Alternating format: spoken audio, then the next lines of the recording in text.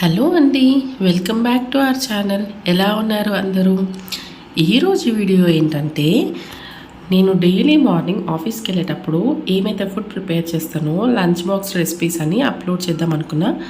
ఇక్కడ వచ్చి ఒక సైడ్ టీ చేయడానికి పాలు, అలానే క్యారెట్ బాయిల్ చేస్తున్నాండి. క్యారెట్ వచ్చేసి మా పాప కోసం బాయిల్ చేస్తున్నాను. అండ్ ఇంకొక సైడ్ ఇప్పుడు పాలు అయితే వేడైపోయినాయి. ఇప్పుడు ఇంకొక సైడ్ కర్రీ చేసేసుకుంటున్నాను. సో బ్రేక్ఫాస్ట్ అండ్ లంచ్ కోసము నేను లేడీస్ ఫింగర్ ఎప్పుడైనా ఫ్రై కర్రీ చేసేటప్పుడు కొద్దిగా ఆయిల్లో ఎప్పుడు ముందుగానే వేసి ఫ్రై చేసుకుంటా అండి. ఇలా కొంచెం సాల్ట్ ఇంకా పసుపు వేసి ఆయిల్లో హై ఫ్లేమ్లో ఒక 2-3 మినిట్స్ సాల్ట్ చేసుకుంటే ఏమవుతుందంటే, మనం కర్రీ చేసేటప్పుడు ఇవి కొంచెం బంకలాగా స్టిక్కీగా ఉంటాయి కదా లేడీస్ ఫింగర్, అలా ఉండకుండా ఉంటుందన్నమాట. సో ఎవ్రీ టైం నేను ఎప్పుడు కర్రీ చేసినా ఫ్రై చేసినా వీటిని మాత్రం ఒక 2-3 మినిట్స్ ఇట్లా ఫ్రై చేసుకుంటాను. ఫ్రై చేసుకున్నాక అవి పక్కన పెట్టేసుకొని ఇప్పుడు కర్రీ కోసము ఒక 2 టేబుల్ స్పూన్స్ ఆయిల్ వేసుకున్నాను. ఆయిల్ హీట్ అయినాక మనం యాజ్ యూజువల్ అన్ని కర్రీస్కి చేసేలాగానే చూడండి ఇలా ఫ్రై చేసి పెట్టుకున్నాను. ఇప్పుడు పోపు వేసుకుంటాను అనమాట. ఆవాలు జీలకర్ర వేసేసి అండ్ ఆనియన్ ఇంకా అవన్నీ చాప్ చేసి పెట్టుకున్నాను ఆల్రెడీ. నేను లేవగానే చపాతీ పిండి కలిపి అన్నీ కూడా కట్ చేసి పెట్టుకుంటాను అనమాట. సో ఆయిల్ కూడా హీట్ అయిపోయింది మనకి. ఇక్కడ క్యారెట్ బాయిల్ అయిపోతుంది. కొద్దిగా ఆవాలు అనేది చిటపట అనినాక ఆనియన్ అలానే కరివేపాకు వేసుకుంటాను. నేను చాపర్ ఏం యూజ్ చేయనండి, హ్యాండ్తోనే చేస్తాను. ఆ చాపర్ క్లీనింగ్కే నాకు ఎక్కువ టైం అనిపిస్తుంది. సో అన్నీ అందుకనే ఫాస్ట్గా నైఫ్తోనే కట్ చేసి పెట్టుకుంటాను అనమాట. రెగ్యులర్గా అయితే ఎక్కువ ఫ్రై ఐటమ్సే క్యారీ చేస్తాము. పప్పు అలాంటివి చాలా తక్కువ అనమాట. అంటే రైస్ కన్నా కూడా రోటీ ఎక్కువ క్యారీ చేస్తాం కాబట్టి ఫ్రై కర్రీ అయితే బాగుంటుందని చెప్పేసి ఎక్కువ ఫ్రై కర్రీసే చేస్తూ ఉంటాను. సో క్యారెట్ బాయిల్ అయిపోయింది, స్టవ్ ఆఫ్ చేసుకుంటున్నాను. ఈ ఆనియన్ కూడా ఒకసారి తిప్పేసుకుంటున్నా. దీంట్లో కొద్దిగా కరివేపాకు అలానే జింజర్ గార్లిక్ పేస్ట్ కూడా యాడ్ చేస్తానండి. నాకు ఎందుకో ఫ్రై ఐటమ్స్లో దేంట్లోనే కూడా కొంచెం ఆ జింజర్ గార్లిక్ పేస్ట్ వేస్తే ఆ ఫ్లేవర్ చాలా నచ్చుతుంది. సో ఏ కర్రీ చేసినా కొద్దిగా జింజర్ గార్లిక్ పేస్ట్ అయితే వేస్తాను అనమాట.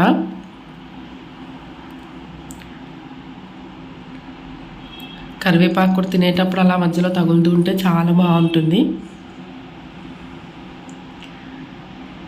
అండ్ సైమల్టేనియస్గా ఇవి కుక్ అవుతూ ఉండగానే నేను చపాతీ కూడా రుద్ది పెట్టుకుంటాను అండి. అంటే చాలామంది ఏం చేస్తారంటే ప్యాన్ పెట్టినాక ఒక చపాతీ చేస్తూ ఉంటారు, ఇంకొక చపాతీ రోస్ట్ చేస్తూ ఉంటారు కదా. అలా ఫాస్ట్గా కష్టమవుతుందని నేను ఒకటేసారి ఏం చేస్తాను అంటే చపాతీ అనేవి రుద్ది పెట్టుకుంటాను. దాని తర్వాత ఒకటేసారి స్టవ్ ఆన్ చేసి రోస్ట్ చేసుకుంటాను.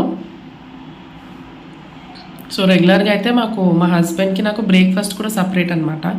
అంటే ఆయన రోటీ తింటారు, నేను 3 టైమ్స్ రోటీ అంటే నాకు అస్సలు నచ్చదు. సో అందుకనే బ్రేక్ఫాస్ట్కి మ్యాగీ కానీ లేదంటే కార్న్ఫ్లేక్స్ విత్ మిల్క్ సో అలా చేసుకుంటాను అనమాట. లంచ్ బాక్స్ అయితే ఇద్దరికి కామన్గా ఉంటుంది, అంటే కర్రీ అనేది కామన్ ఉంటుంది. ఒక బ్రేక్ఫాస్ట్ ఒకటి సపరేట్ చేయాలి. అండ్ పాపకు కూడా మార్నింగే నేను కుక్ చేసి వెళ్తాను. అంటే నేను ఆఫీస్కి వెళ్ళిపోతాను, తనతో స్పెండ్ చేయను కాబట్టి అట్లీస్ట్ ఒక బ్రేక్ఫాస్ట్ ఐటమ్ అయినా నేను తన కోసం చేస్తే, లేకపోయినా నేను చేసిన ఫుడ్ తింటుందన్న ఫీలింగ్ ఉంటుంది. అంటే ఆ పర్సనల్ ఎక్స్పీరియన్స్ చేసిన వాళ్ళకే అర్థమవుతుంది అనమాట నేను చెప్పే కన్నా కూడా. అండ్ మార్నింగ్ టైం పాస్తా కూడా చేసుకుంటే చాలా బాగుంటుంది. అన్నిట్లో కన్నా కూడా నాకు ఎగ్ అండ్ ఆలు చాలా ఇష్టం అండి. ఎందుకంటే అవి చాలా క్విక్గా అయిపోతాయి మార్నింగ్ టైంలో. ఆలు అయితే ఎలా చేసినా కూడా చాలా బాగుంటుంది అనమాట. మనకి దానికి సపరేట్గా ఇంకా పొడులు అవన్నీ కూడా ఏమి వేయనవసరం లేదు. జస్ట్ బాయిల్ చేసి కుక్ చేసుకుంటే ఆలు కర్రీ చాలా బాగుంటుంది. సో మన ఛానల్కి ఫస్ట్ టైం వచ్చి వీడియో చూస్తున్న వాళ్ళైతే సబ్స్క్రైబ్ చేసేసుకోండి. అలానే కింద ఉన్న బెల్ ఐకాన్ క్లిక్ చేశారనుకోండి, నేను చేసే లేటెస్ట్ వీడియో అప్డేట్స్ అన్నీ కూడా వచ్చేస్తాయి. ఏది కూడా మిస్ కాకుండా చూడొచ్చు అనమాట. సో ఆల్రెడీ ఫ్రై చేసి పెట్టుకున్న బెండి కూడా దీంట్లో వేస్తున్నా. అదే లేడీస్ ఫింగర్ కూడా దీంట్లో వేసేసాను.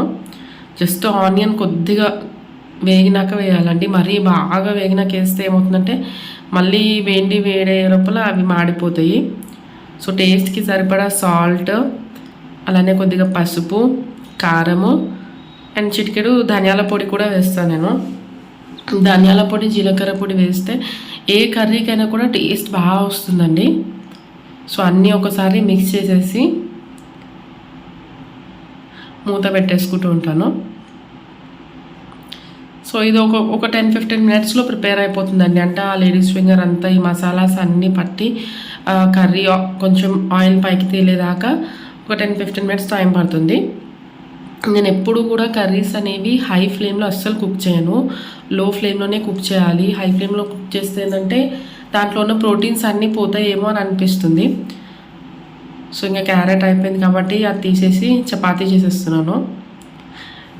నాకు మ్యారేజ్ అయ్యి 3 ఇయర్స్ అయినా ఈ చపాతీ మాత్రం షేప్ అస్సలకి రాదు. మీకు కూడా ఇలానే అవుతూ ఉంటుందా?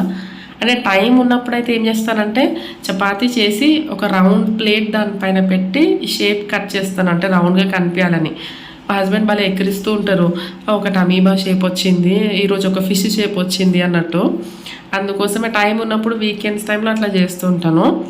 ఇప్పుడు మార్నింగ్ హడావిడిలో ఆ రౌండ్ షేప్ కోసం ట్రై చేయలేను కాబట్టి సో ఏ షేప్ వస్తే ఆ షేప్లో టక్ టక్ చేస్తూ ఉంటాను అనమాట. చాలామందికి అయితే చాలా ఈజీగా వస్తుందండి అసలుకి, రౌండ్ కానీ లేకపోతే ఆ షేప్ భలే వస్తుంది. నాకు నిజంగా ఏంటో అది ఒక్కొక్కటి ఒక్కొక్క షేప్లో వస్తున్నాయి ఇప్పుడు.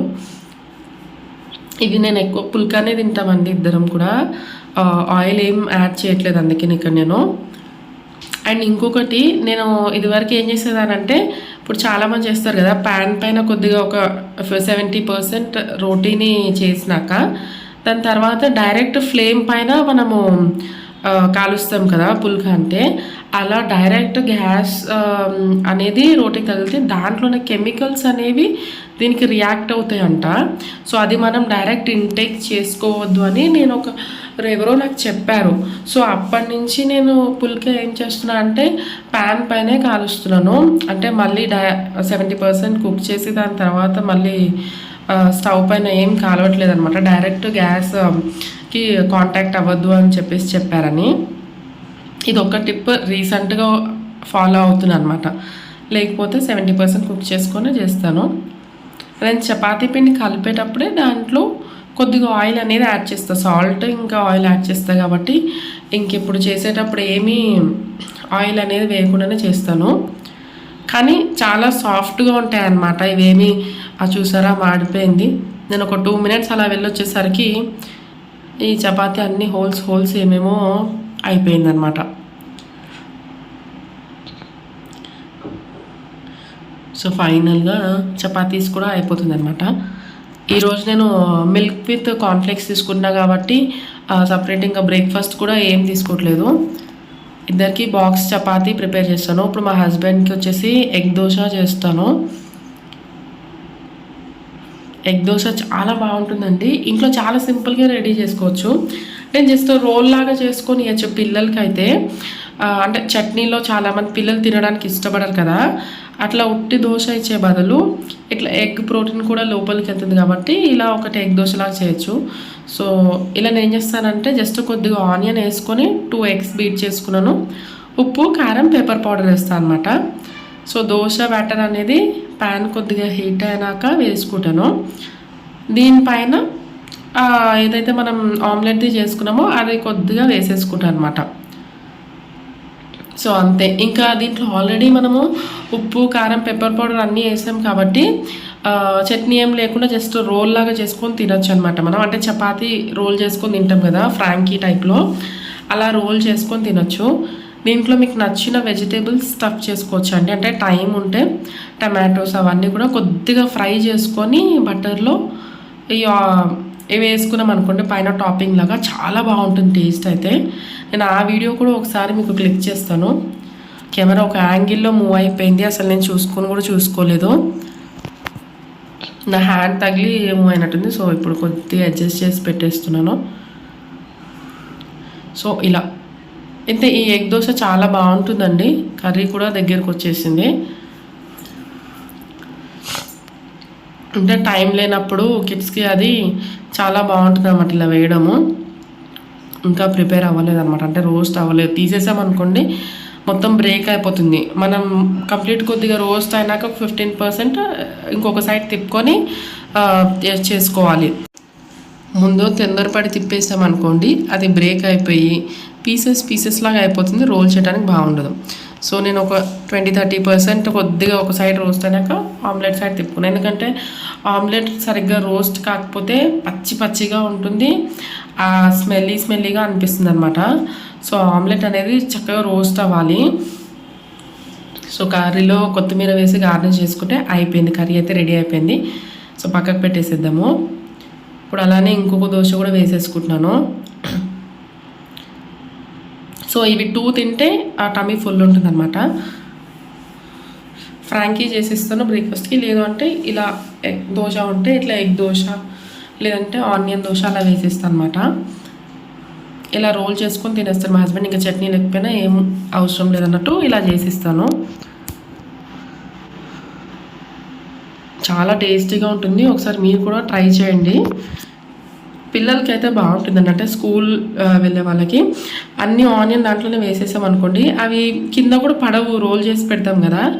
ఆనియన్ లోపల నేను బీట్ చేసి పెట్టుకుంటాను కాబట్టి మనకి సపరేట్ అవ్వవు తినేటప్పుడు కూడా. అదొక్కటి నాకు ఈ రోల్లో అదే ఇష్టం అనమాట. ఇట్లా తినేటప్పుడు అసలు ఫ్రాంకీ లాగా సపరేట్ అయి పడిపోవటం అట్లా ఏముండదు, స్టిక్ అయిపోతుంది దోశకి ఆమ్లెట్ కూడా. సో చూసారా, తొందరపడి తిప్పేస్తే అలా అవుతాయి పీసెస్. అందుకోసమే కొద్దిగా మెల్లిగా తిప్పుకోవాలి. ఒక 50% రోస్ట్ అయినాక ఇంకొకసారి ఇలా తిప్పుకోవాలి. సో అంతే, ఇది కూడా అయిపోతుంది. ఇప్పుడు మా ఇద్దరివి అయిపోయినాయి కదా. ఇప్పుడు మా పాప కోసం బ్రేక్ఫాస్ట్ చేయాలి. ఏం లేదు, ఇందాక ఫస్ట్లో క్యారెట్ బాయిల్ చేసి పెట్టుకున్నాం కదా, ఆ క్యారెట్లో కొద్దిగా జీలకర్ర సాల్ట్ వేసి మొత్తం ప్యూరీ లాగా చేసుకుంటాను. ఆ ప్యూరీని దోశ బ్యాటర్లో వేసుకుంటాను. అంటే 1:1 రేషియో. 1 కప్ ఆఫ్ క్యారెట్ ప్యూరీకి 1 కప్ ఆఫ్ దోశ బ్యాటర్ వేస్తాను అనమాట. మొత్తం క్యారెట్ ప్యూరీ వేసినా కూడా సరిగ్గా రాదు. పాపకి పాలు ప్లస్ ఇది. ఇందాక చాయ్ కూడా పెట్టేశాను, అది వీడియో అనేది క్యాప్చర్ చేయలేదు. ఏం లేదు, జస్ట్ ప్యాన్ హీట్ ఉందా లేదా చెక్ చేస్తున్నాను, ఎందుకంటే ఆఫ్ చేశాను కాబట్టి. సో నేను చూపిస్తున్న విధంగా ఇలా మిక్సీ వేసి పెట్టేసుకున్నాను. ఇప్పుడు బాయిల్ చేసి, ఇందాక మనం బాయిల్ చేసాం కదా స్టార్టింగ్లో, జస్ట్ ఆ దోశ బ్యాటర్లో వేసేసాను అనమాట, అంతే. సో తినకేంటంటే ఒకటి గీతో చేస్తాను, ఒకటి వితౌట్ గీ చేస్తాను. అంటే తన మూడు, ఒక్కొక్కసారి గీ వేస్తే తింటుంది, ఒక్కొక్కసారి ఏమో గీ అస్సలు ఆ స్మెల్ వచ్చినా లేకపోతే ఆ టేస్ట్ తగిలినా తినదనమాట. సో అందుకోసం ఏం చేస్తామంటే ఒకటి గీ ఒకటి వితౌట్ గీ వేసి చేస్తాను. సో ఫస్ట్ వచ్చి గీ వేసి చేస్తున్నాను. ఇవి కూడా టేస్ట్ భలే చాలా బాగుంటాయండి. ఆ కలర్ అది. బీట్రూట్ కూడా చేసుకోవచ్చు. ఇప్పుడు క్యారెట్ చేస్తున్నాం కదా, పాలకూర అయితే రోటీలో యాడ్ చేస్తాను. ఇది దోశలో అంటే బీట్రూట్ లేదు అంటే క్యారెట్ ఇలా యాడ్ చేస్తాను అనమాట. కలర్ఫుల్గా కూడా ఉంటుంది వాళ్ళకి తినేటప్పుడు, ప్లస్ బాగుంటుందండి. సో మిల్క్ అనేది వేడైపోయింది. సో ఫ్లాస్క్లో కలిపి పెట్టేస్తాను.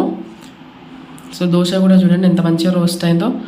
ఆ ఎగ్ దోశ కన్నా కూడా ఇది బాగా రోస్ట్ అయింది, కలర్ఫుల్గా కనిపిస్తుంది. సో ఇది వచ్చేసి ఇంకా నెయ్యి లేకుండా వేస్తాను అనమాట. చిన్న దోశ అయిపోయింది ఇది. సో అలా. సో డన్ అండి, ఈ రోజుకి ముగ్గురికి అన్ని బాక్సెస్ ప్రిపేర్ అయిపోయింది. సో మీరు కూడా అలాగే ఎర్లీ మార్నింగ్ లేసి కుక్ చేస్తూ ఉంటారా? ఏమన్నా టిప్స్ ఉంటే నాతో కూడా కమెంట్స్లో షేర్ చేసుకోండి. మీ కమెంట్స్ కోసం చూస్తూ ఉంటాను నేను. సో బాక్స్ ప్యాకింగ్ ఒక్కటి చేసేస్తే అయిపోతుందండి. సో ఎలా ఉంది వీడియో, నచ్చిందని అనుకుంటున్నాను. మీకు కనుక నచ్చితే లైక్ చేయటం అయితే అస్సలు మర్చిపోకండి. మళ్ళీ మరొక కొత్త వీడియోతో మీ ముందుకు వచ్చేస్తానండి. చూడండి ఎంత కలర్ఫుల్గా కనిపిస్తుంది కదా. కింద ఉన్న ఎగ్ దోశ కన్నా కూడా ఈ క్యారెట్ దోశ బాగుంది.